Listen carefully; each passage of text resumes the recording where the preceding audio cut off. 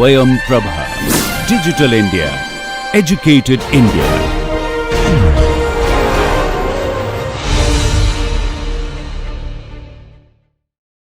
In this unit, we will look at certain circuit theorems which are useful for circuit analysis, which are useful for deriving other circuit theorems, and which in some cases make certain types of circuit analysis very convenient. Okay. And some of the theorems are also used for abstracting a large circuit into a simpler circuit. We will see all of these things as we go along. The first theorem that we will take is something that we have already used. It is the superposition theorem. What we said earlier was that if we have independent sources and linear components, then we can find the solution to the circuit by taking the independent sources one by one, that is, keeping one of them active and setting the values of all the other ones to 0, and find individual solutions, add them all up to find the solution when all the independent sources are acting together. Okay. Now, based on the general analysis we have done, like nodal analysis or mesh analysis, this can be easily proved. That is what I am going to do now. Okay.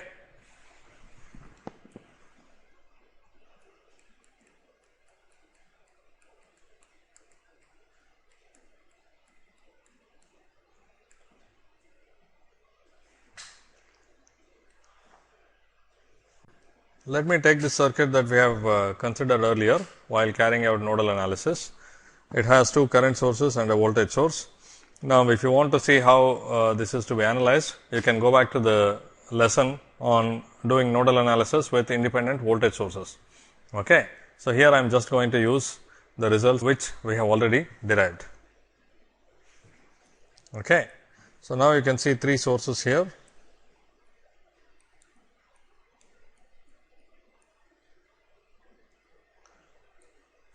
The current I1, the voltage source V0 and the current source I2. Okay.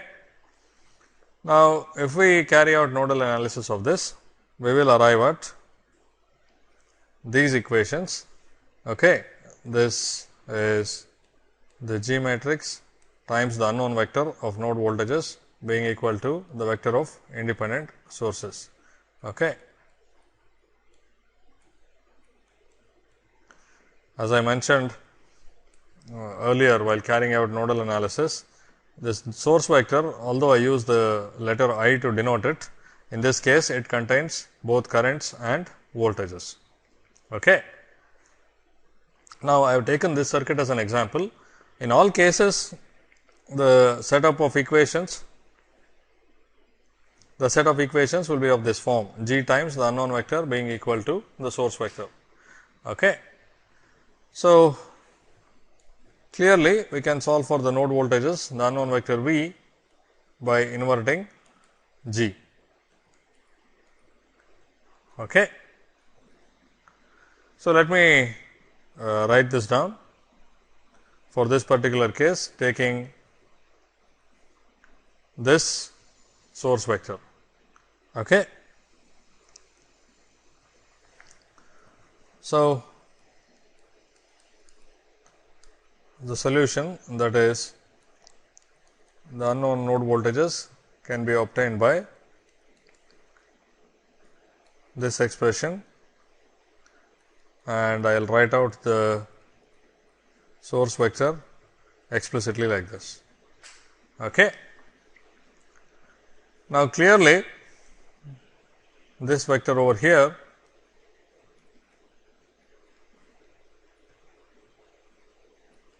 can be written as I1 0 0 plus 0 V 0 0 plus 0 0 I2. Okay. So, now this whole thing equals G inverse times this entire thing, the summation on the right hand side. Okay. So, essentially we have to form this summation and multiply the whole thing by G inverse on the left side. Okay. That will be equal to G inverse times the source vector. Now, I will expand out each of these terms to get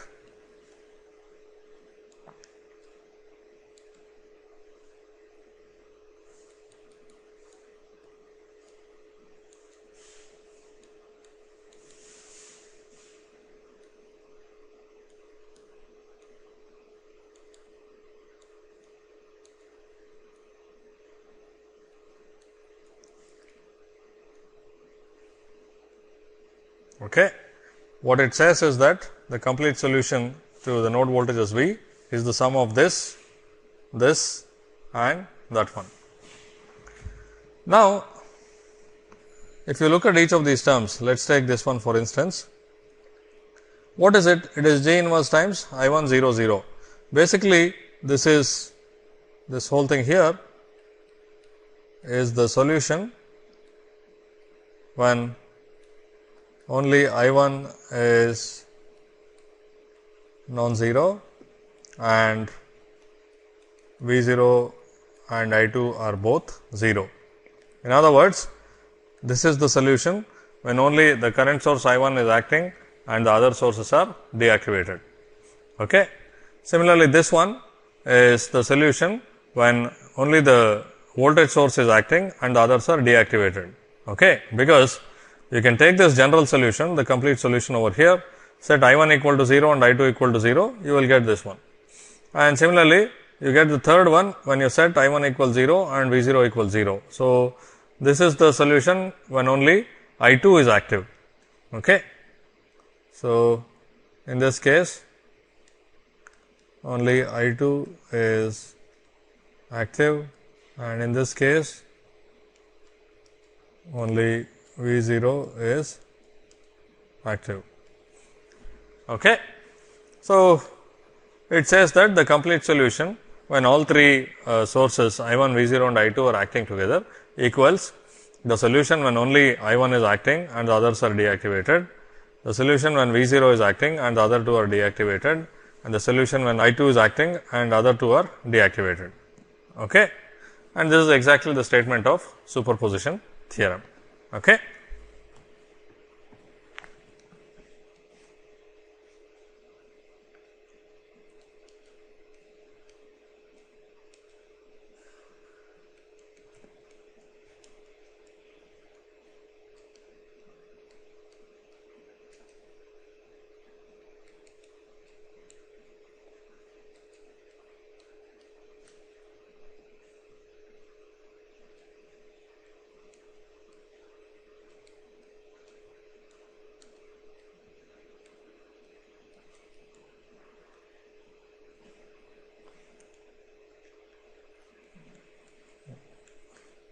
This is the solution with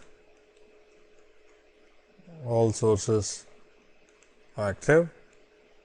This is nothing but the solution with only I1 active, and this is the solution with only V0 active, and finally, this is the solution with only I2 active. Okay. So, this solution with all sources active being the sum of the solution with only I1 active plus the solution with only V0 active plus the solution with only I2 active. This is the superposition theorem.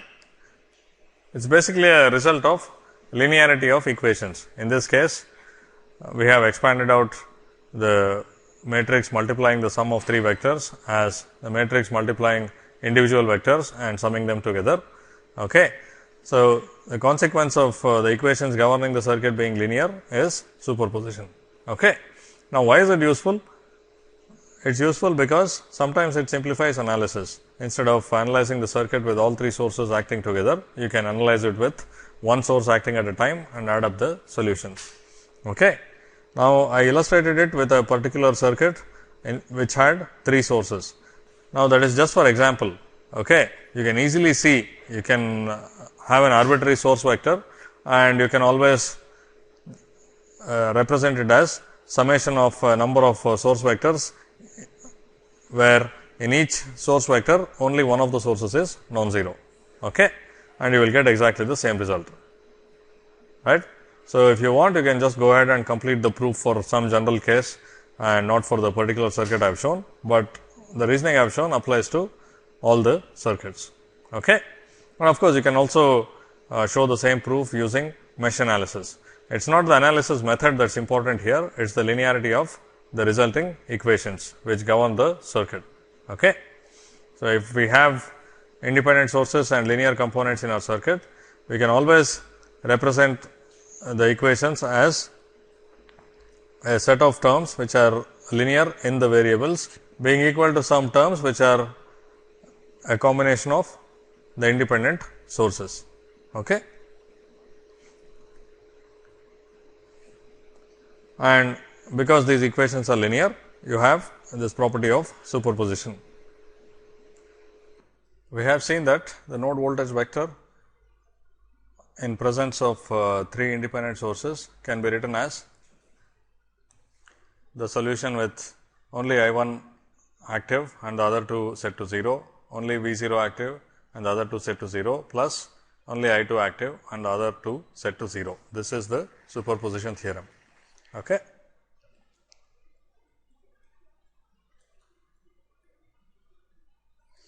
As I mentioned, we do not need this particular circuit or only 3 sources. We can have any number of sources and you can superpose the results from them when you are looking at node voltages and consequently any voltage or current in the circuit. Okay. All voltages and currents in the circuit can be obtained from superposition. Okay. So, this is the node voltage vector. By implication, we can also superpose all voltages and currents. Okay. So, that is the proof, one of the possible proofs, because you can prove that superposition holds good for a set of linear equations in many ways. Okay. Now, another point I want to highlight here is that if you look at these individual solutions, this will consist of a vector of 3 numbers, vector of length 3. Let me just take a general form of J inverse and I will call the entries R11, R12, R13, R21, R22, R23, R31, R32, R33. Okay. So, now if you compute J inverse times I1 0 0, it will pick out the numbers from the first column of this. Okay. We will have, this will be R11 I1, R21 I1, R31 I1. Okay. So, this will be the vector. This is the response due to I1 acting alone. The important point I want to mention here is that this is simply proportional to I1. Okay. So, if you have a single independent source in the circuit, then the solution everywhere in the circuit, whether it is voltage or current, will be proportional to that independent source. Okay. You can see that this is now a vector of 3 voltages V1, V2, V3. So, V1 is proportional to I1, V2 is proportional to I1 and V3 is proportional to I1 when I1 is acting by itself. Okay. So, as I said, with a single independent source, this is always the case that every response in the circuit, whether it is voltage or current, is proportional to the excitation.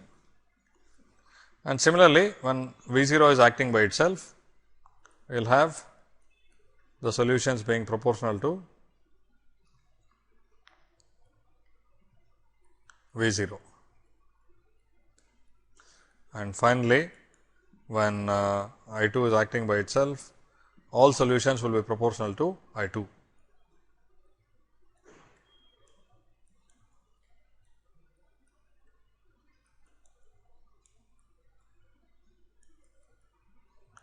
Okay. So, this is proportional to V0 and this is proportional to I2. So, to summarize,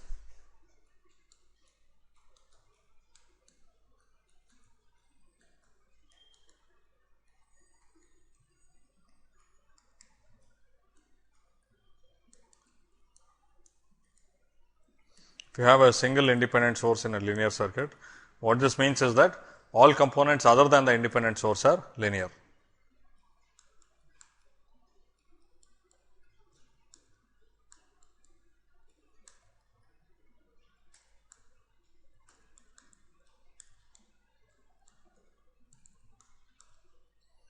these are linear. So, that means that they can consist of R's, resistors and controlled sources.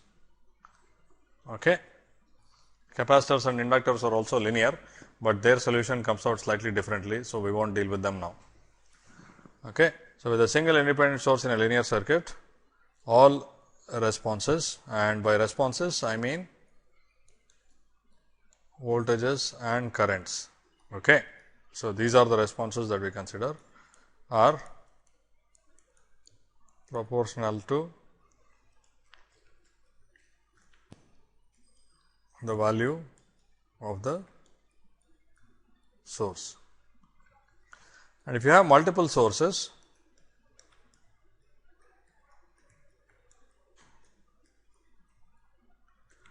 all responses, that is whether they be voltages or currents, are a linear combination of the sources. If you take a particular variable node voltage V 1, it will be R 11 I 1 plus R 12 V 0 plus R 13 I 2. The point is that it is a linear combination of I 1 V 0 and I 2. The proportionality constants will be different for different quantities.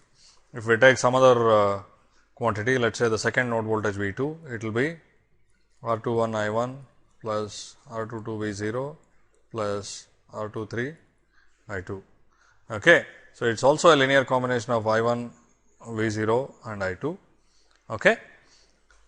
So, this is something again you have to keep in mind, that if you have multiple sources, every quantity in the circuit, and by quantities I mean voltages and currents, not power specifically, each one will be a linear combination of all the independent source values.